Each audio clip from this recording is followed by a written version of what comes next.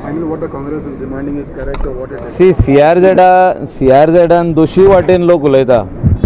Local लोकांची guest हावजां बांदलेली हा 0 to 200 where it is NDZ. तेंची घरां तेंच्यांनी कन्वर्ट केल्या as guest houses. We have to understand that problem also.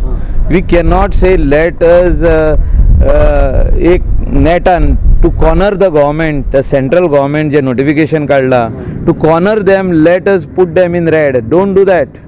Our locals who are inhabitants of the coast, the fishermen and other people, the toddy tappers and all those people have also changed their business from fishing activity, from toddy tapping to guest houses as far as tourism is concerned.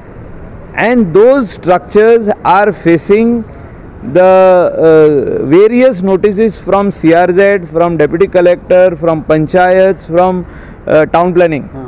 So all this thing has to stop. So this notification is a very good notification for certain places like Kalangut constituency, Anjuna constituency, the Sholim constituency, Mandre, Murji, Arambol, Keri. Now some people don't want this.